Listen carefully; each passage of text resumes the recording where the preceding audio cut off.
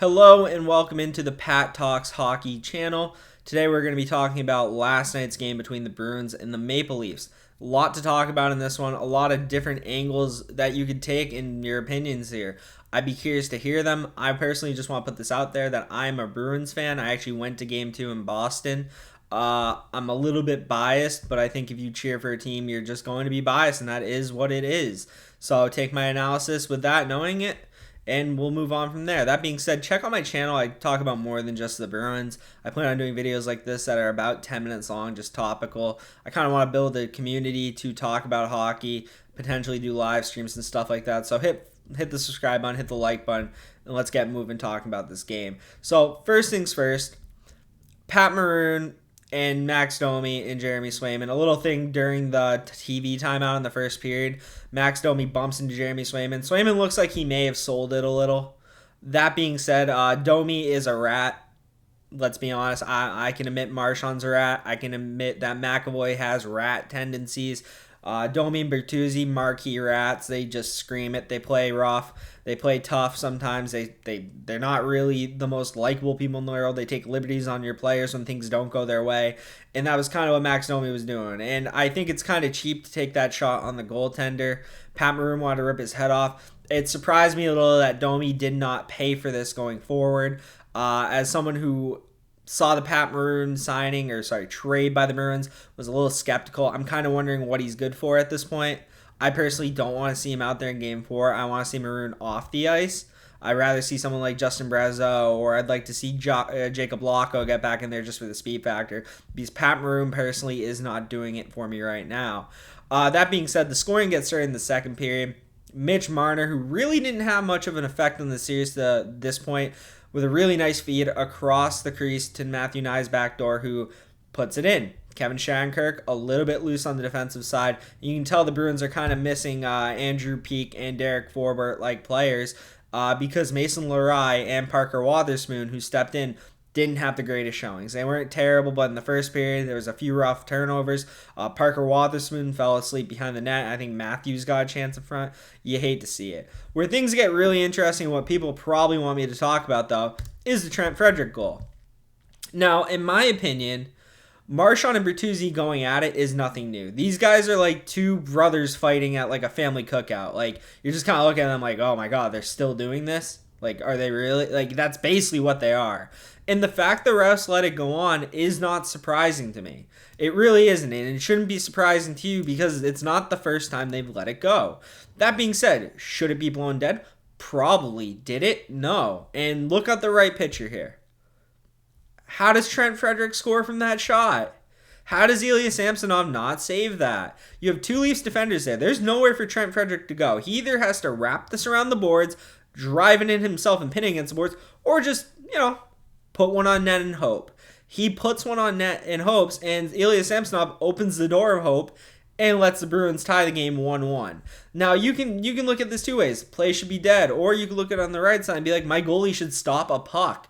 And, you can complain about the refs all you want, but you're the Leafs. You had 5 power plays, no goals to show for them. That's pretty abysmal. And then you're letting your goalie get scored, or the goalie's letting up goals like this. Like, I'm sorry, I have no time of day to hear the refs suck comments. They do suck. We know this. It happens every year. The Bruins have been screwed over by refs in the past. It happens to everyone. That being said, your goalie's screwing you over more so than the refs here. We then go to Brad Marchand putting a staple on the game in the third period. Brad Marchand didn't get a point on that Trent Frederic goal. Some people would say he would for the distraction. But on the other hand, he had 3 points in the third period, starting with the Jake DeBrusk goal. Now, the Leafs special teams, I talked about in my preview. It was kind of the thing that was the most concerning thing about the Leafs.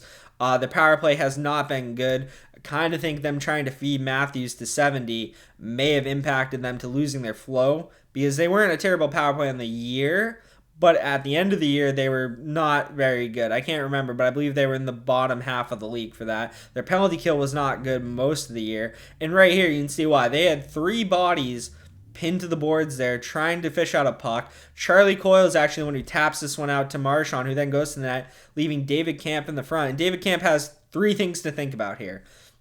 Really 2, but there's technically a third. When Marchand pops out, he has to be like, do I take away the shot? Do I focus on Jake DeBrusk is coming from an odd angle for David Kampf to, come from. Then you got the guy at the point for the Bruins. It's really a 3-on-1 here against David Kampf. Brad Marchand just rips a shot at Samsonov, falls in front. Jake DeBrusk takes a puck and pots it behind Samsonov. Not much Samsonov can really do there. You really got to blame the three guys over here committing to the board battle and losing. You can't lose even man board battles like that when you're on the penalty kill. You're gonna get killed, and the Bruins make them pay. Because that's kind of what it is. You can argue 5-on-5 when the game's flowing, the Leafs look better, and that's because they're more talented. But when things get grindy in the gritty areas, the Bruins are beating them with experience, and they don't make as many mistakes. The Leafs make more mistakes, and that's really why the Bruins are up 2-1 in the series. It's they're the more disciplined hockey team. The Leafs have taken a lot of stupid penalties throughout the series. They're being made to pay. And Marchand, again, interesting thing here. Bertuzzi gets a goal to then tie the game up 2-2. And, you're starting to think, man, the Leafs just tie up 2-2. About 10 minutes to go in the game. The Leafs they're going to take over. They're going to get some momentum here. Kind of a fluky goal. But the thing about I don't have a picture of it, sadly. I should have got a picture of that. The thing about the Bertuzzi goal is it was really a result of consistent pressure in the zone, putting pucks to the right area. Morgan Rielly's just throwing the puck at the net, and he happens to catch Bertuzzi, which then it catches off Lindholm's skate and beats Swayman, who knows nothing about it, to be honest. It's just one of those things. If you apply pressure consistently like the Leafs can do, you are going to score goals just from grindy, gritty goals like this. And you think maybe, like I was saying, the momentum is going to sway in Toronto's favor. But that doesn't happen because Brad Marchand, 28 seconds later, snipes. Like, this is a filthy shot. Board battle down low. Bruins win another board battle. Get the puck out to Marchand, who, I believe that's Max Domi there, who's just kind of lackadaisical on the coverage. Doesn't really pick up on Marchand. Marchand fits in that tight little window above Samsonov's shoulder, and he puts it in. And, it's kind of just a Brad Marchand game. You have people who take over playoff games occasionally, and Brad Marchand is someone who can do that, and he really did tonight. Game 3, when I look back on it as a Bruins fan, it's a Brad Marchand game. He's the one who made things happen. He was clutch, to say the least, and he has Sheldon Keefe talking about him in the post-game press conference. Sheldon's doing a little bit of crying, to be honest. Sheldon Keefe likes to complain a lot in these post-game pressers. I'm not a fan of Keefe in the media at all. I find him kind of annoying, to be honest. He mentioned he gets calls. It's unbelievable. Actually, it's an art. He's elite at it. And, there's a little bit of truth of what Sheldon's saying. Brad Marchand knows how to walk the line, not get called for things. Brad Marchand does not draw a ton of penalties, if I'm not mistaken. I don't think he drew a single penalty last night. It's more so, I believe, Keefe, to add context to this quote, he was talking about how he got away with tripping Bertuzzi. I think the refs kind of think what I thought. I thought Bertuzzi kind of sold it a bit. I think he kind of threw himself. I don't know if he was thinking he could draw a penalty. I think Bertuzzi's trying to play mind games with Marchand, and the refs are just having nothing to do with it. The refs don't respect Bertuzzi. I know Leafs fans last year complained about Michael Bunting. Well, I think you got the same thing with this Bertuzzi-Marchand situation. They're not going to buy anything from these players. And I think that's why they let it go. They were just like, we're going to let these guys do their thing. Whatever that thing is, we're not calling it. They can play. We're just going to see what happens. And, I think it's kind of rich of Sheldon Keefe to complain about something like that. I think a coach who is respectable would be in the postgame not saying something like that, and more be saying something like, we have to be better on the power play. We went 0 for 5 on the power play, which maybe he did. I didn't watch the whole press conference. I'll be honest about that. But Brad Marchand puts the Bruins up 3-2.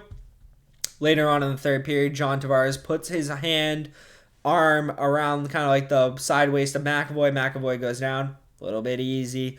But if you see the arm around the waist like that, it gets called. It usually gets called. Especially, and here's the thing. People are comparing this to the Charlie McAvoy one from early in the game. The difference is this was probably going to lead directly to a Toronto scoring chance if you go back and look at it. The puck goes out in front of McAvoy after he goes down. There's a good chance the Leaf player gets it and puts it out to the front. Whereas when McAvoy does it to Austin Matthews is in his own defensive zone, and he's already gotten rid of the puck by the point that McAvoy takes him down. Are both penalties in the regular season?